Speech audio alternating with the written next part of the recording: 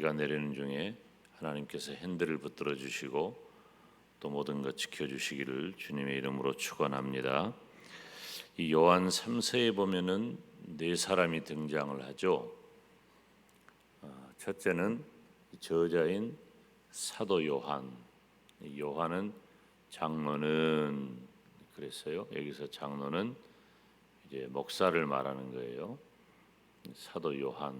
그리고 이 요한 3서의 수신자인 가이오, 그리고 데메드리오와 디오드레베, 이 네 사람이 등장을 해요. 특별히 이 사도 요한이나 또 가이오에 대해서는 제가 여러 차례 말씀을 전했고, 몇 주 전에 이 데메드리오가 두 사람 있는데 그 두 사람 이어서 데메드리오에 대한 말씀을 전했습니다. 오늘은 디오드레베, 익숙하지 않으면 데메드리오나 디오드레베나 그 사람이 그 사람 같아요.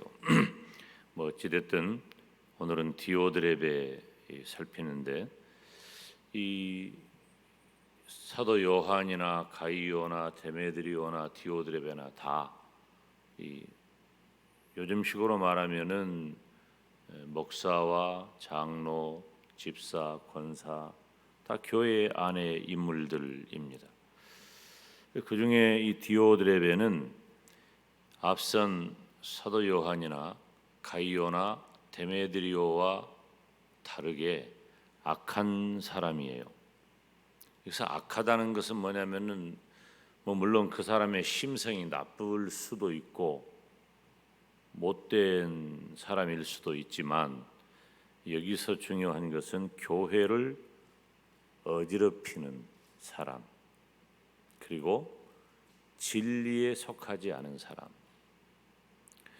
여러분, 우리가 누구를 이렇게 선하다, 악하다 이렇게 규정하기가 쉽지 않습니다. 왜냐하면 우리 모두는 다 죄인이고, 또 말씀을 증거하는 저 자신도 때로는 이 긍정적인 그런 면을 설교할 때도 있지만 부정적인 내용들을 전해야 될 때도 있어요. 그래서 긍정적인 것은 권하고, 그리고 이렇게 모든 것들을 다 지향하는 그런 일을 얘기할 때는 긍정적인 면이 되지만, 이 부정적인 것은 지향이 아니라 지양해야 할 것, 그리고 죄에 대한 문제, 이런 일들을 얘기를 해야 할 경우들이 덜어 있어요. 인물을 설교할 때도 어떤 분은 모범교사가 될 만한 그런 분이고, 어떤 분은 반면교사에 해당하는, 반면교사라고 하는 것은 나는 저 사람처럼 안 돼야 되겠다라고 하는 거죠. 그런 부정적인 면을 설교할 때가 있는데, 목사가 무슨 완벽한 존재여서 어떤 판단 기준을 가지고 내 스스로의 인격으로 한다면 그러지 못할 거예요. 말씀을 전하는 저 자신도 부족함이 크고 죄악이 크기 때문이죠. 그렇지만 우리가 항상 주의해야 할 것은, 따라서 합시다, 하나님의 말씀, 이 진리를 기준으로 해야 한다는 거죠. 그래서 대체적으로 성경에 보면은 우리가 물론 성경에 윤리적인 잘못을 할 수 있고 문제가 있는 사람도 등장을 하지만, 가장 중요하게 여기는 것은 바로 진리의 문제인데, 이 디오드레베라고 하는 사람은 조금 이따도 언급하겠지만은 진리에 속하지 않으면서 그것 때문에 교회를 어지럽히는 그런 인물이라고 이해할 수 있어요. 먼저 디오드레베는 으뜸되기를 좋아한 사람입니다. 9절 말씀을 보면 저희 중에 으뜸되기를 좋아하는 디오드레베가 그랬어요. 으뜸되기를 좋아한다. 이 으뜸이라고 하는 말은 첫째를 사랑한다 그 말이에요. 첫째를 좋아한다. 높아지려는 마음이죠. 이 높아지려는 마음은 교만함입니다. 여러분 참 이거 제어하기가 어렵습니다. 이것은 좀 부족하고 연약한 사람보다도 오히려 좋은 분들에게 다가오는 그런 유혹이 됩니다. 저 사람은 참 좋아, 잘해, 대단해. 그러니까 많은 사람들에게 칭송을 받을 그런 인격과 신앙 위치에 있는 사람일수록 이런 유혹을 받기가 쉬워요. 쉽습니다. 여러분 칭찬을 듣습니까? 참 힘들고 어색해야 합니다. 우리가 특별히 여기 이 디오드레베와 같은 사람은 신앙적인 사람이 아니에요. 이 사고 자체가 신앙적이지 않기 때문에 교회와 무관하게 당시 제가 늘 말씀을 드리지만은 주의 종들은 지금처럼 조직된 교회에서 이렇게 사역을 하는 것이 아니고 그때 당시는 수은의 전도자라 그랬잖아요. 그러니까 어떻게 보면 정처가 없어요. 정처 없는 나그네 신세가 바로 수은의 전도자들입니다. 그래서 오늘은 이곳 내일은 저곳 주의 복음을 전하러 다니는 분들이죠.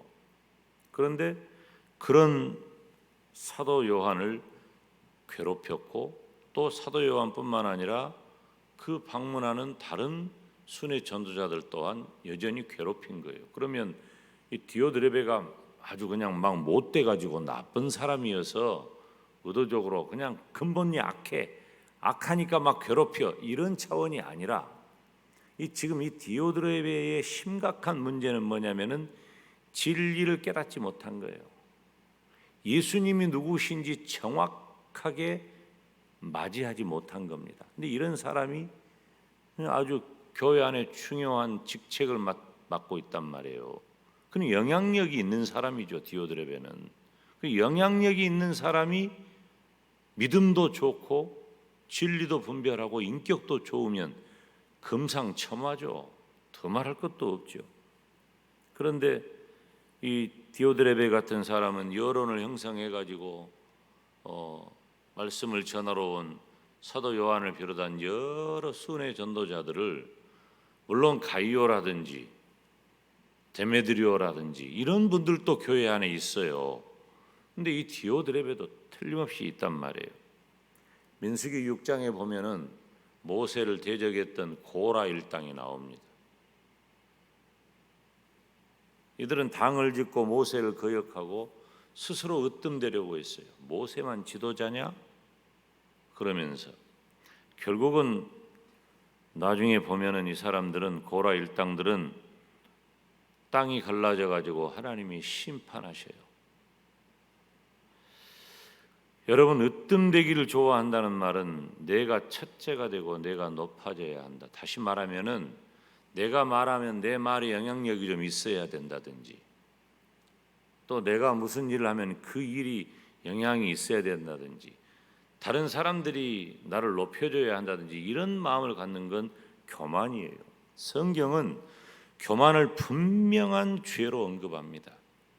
저와 여러분은 으뜸되기 좋아했던 디오드레베처럼 되지 아니하고 겸손한 성도가 되시기를 주님의 이름으로 축원합니다. 두 번째로 요한을 접대하지 않았다.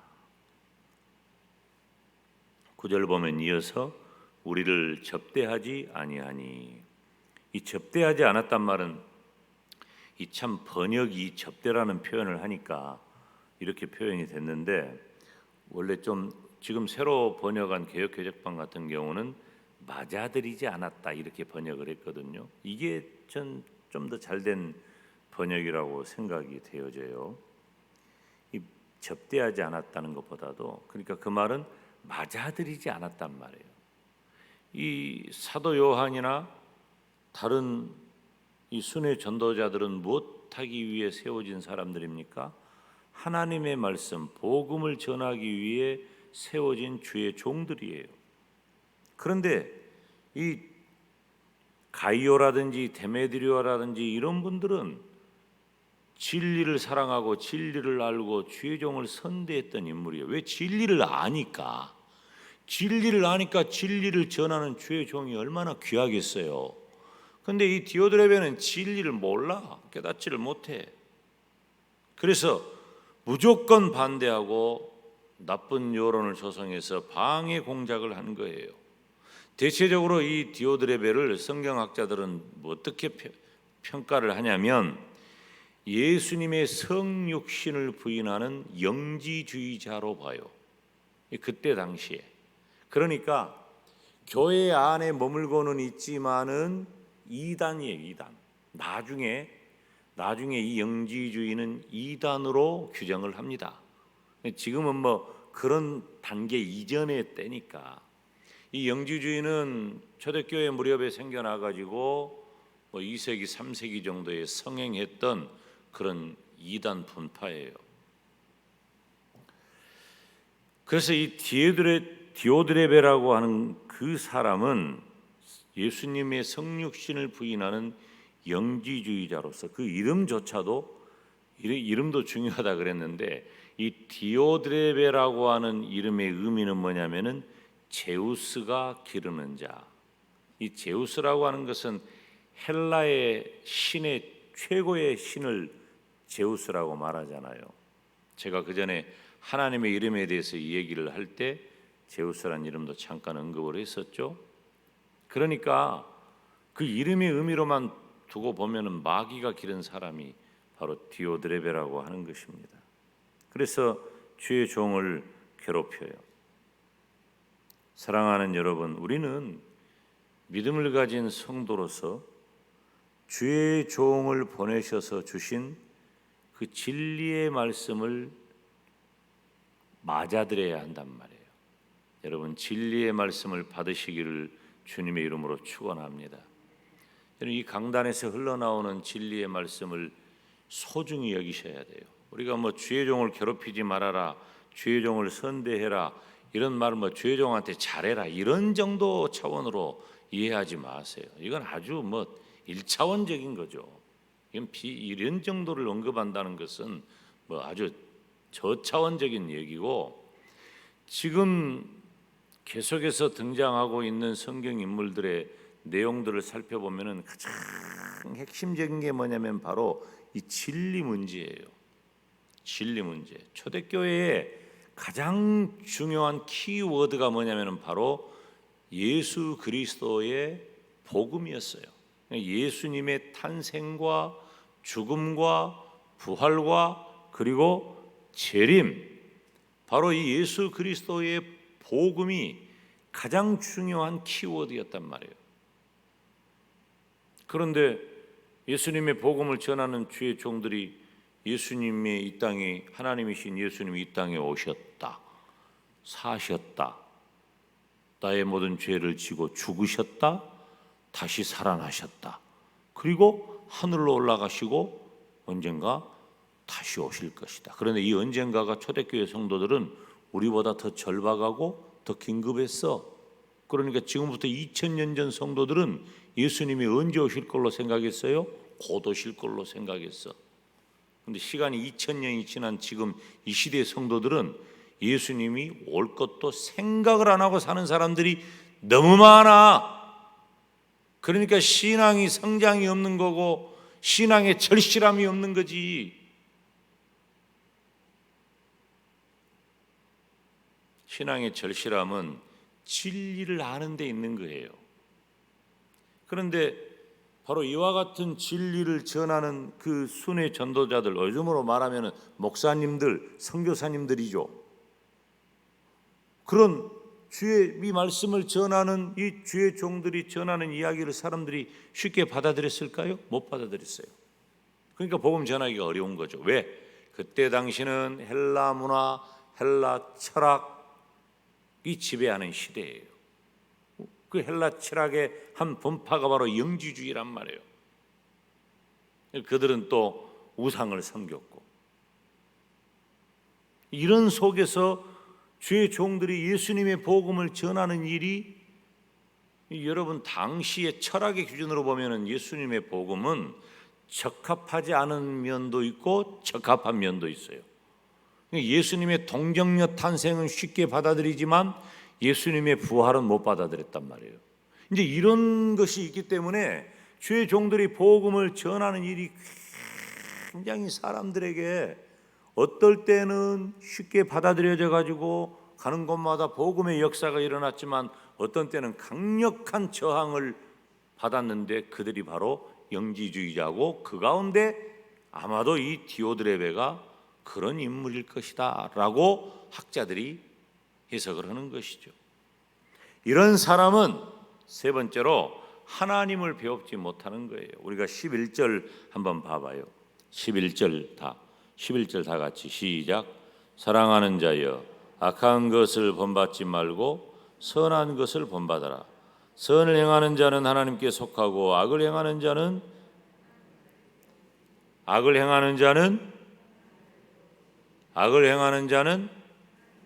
여러분 죄 좀 졌다고 하나님 못 만납니까 우리가? 그것 아니에요. 만약에 그런다면 오늘 새벽에 온 저를 포함한 우리 모두가 어떻게 우리가 구원받겠어요? 그런 말이 아니에요. 뭐 죄 좀 지었다 잘못했다 그런 차원이 아니에요. 이건 진리 문제인 거예요. 진리 문제. 그러니까 배웁지 못했다고 하는 것은 이것은 완료시제 배웁지 못했다는 것의 원어를 보면 완료시제니까 지금까지 디오드레베는 한 번도 하나님을 만나지 못했다 그 말이에요. 야, 여러분 비극이잖아요. 교회 안에 머문 것 같지만은 하나님을 한 번도 만난 적이 없다는 게 얼마나 큰 비극이에요. 그런데 이런 사람이 여론을 조성해서 주의 종을 괴롭힐 정도로 영향력이 있는 사람이니 이건 진짜 큰 비극이죠. 왜 그러냐면 영지주의라고 하는 것은 이 영은 선하고 쉽게 말하면 영은 선하고 이 육체는 악하다. 이원론적 사고를 가진 거예요. 영혼은 선하고 육체는 악하다. 그런데 사도 요한을 비롯해서 예수님의 복음을 전하는 분들이 와가지고 복음을 전할 때 복음의 내용이 뭐였다고?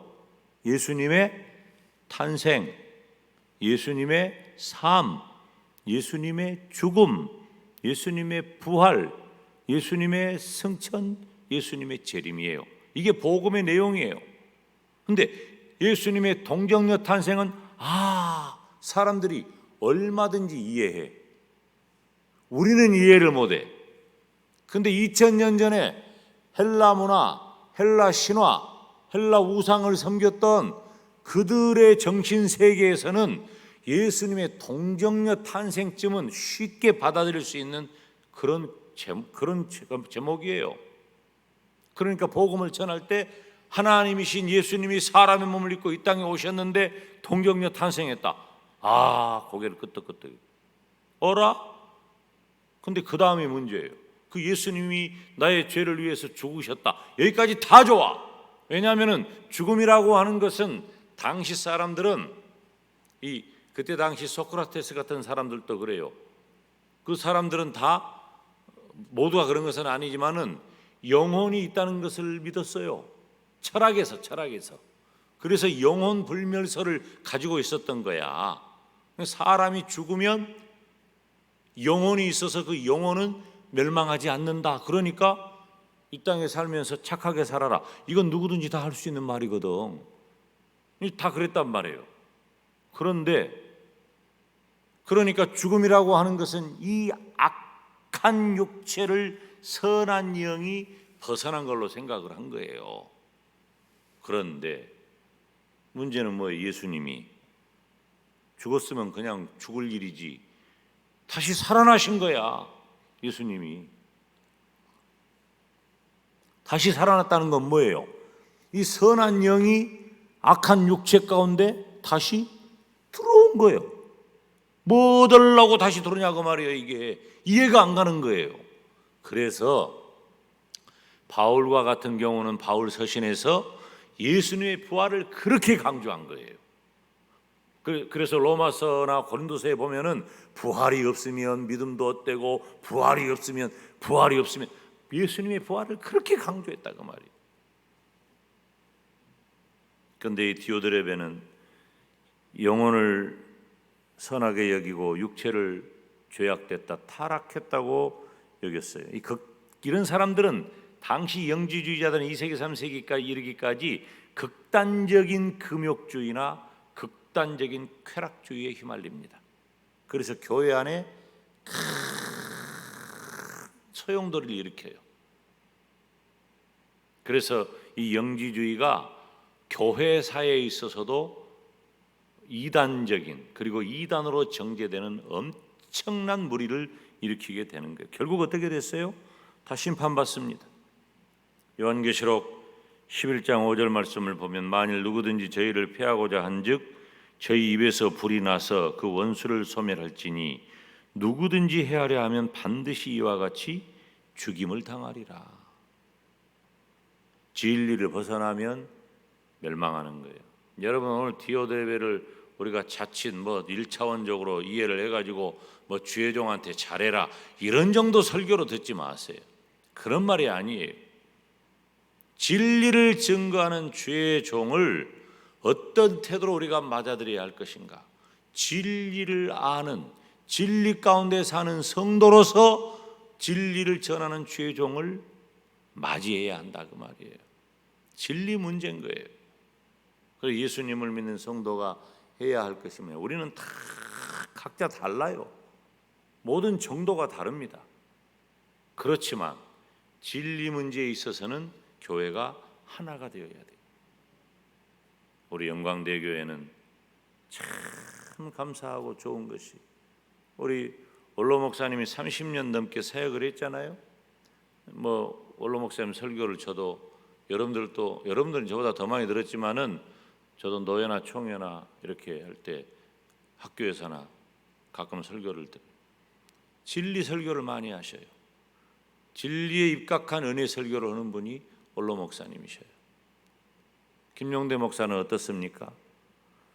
저는 제 설교를 제가 스스로 평가한다는 게 쉬운 일은 아니지만 그러려고 애를 쓰기 때문에 제가 얘기를 해요. 김용대 목사는 진리를 쉽게 전하려고 쉬운 말로 전하려고 애쓰는 목사예요. 그 말은 진리를 여러분에게 정말 내가 그냥 엄마가 아빠가 자기 자식에게 소화 잘 되도록 이 입에 넣어주는 그런 마음으로 나는 이 말씀을 쉽게 해서 성도 여러분 한 사람이라도 어느 누구라도 많이 배운 사람이든 혹은 그렇지 못하든 나이가 많든 젊든 다 알아들을 수 있게 그렇게 복음을 전하려고 여러분 나는 겁나게 애쓴 사람이에요. 내가 아예 나는 그렇게 설교의 방향을 그렇게 정한 사람이에요. 학교에 가서 설교할 때는요 어려운 단어 많이 씁니다. 왜냐하면 그들은 그런 정도로 공부를 해야 되는 과정이기 때문에 그래요. 목사님들을 대상으로 할 때는 또 그렇게 합니다.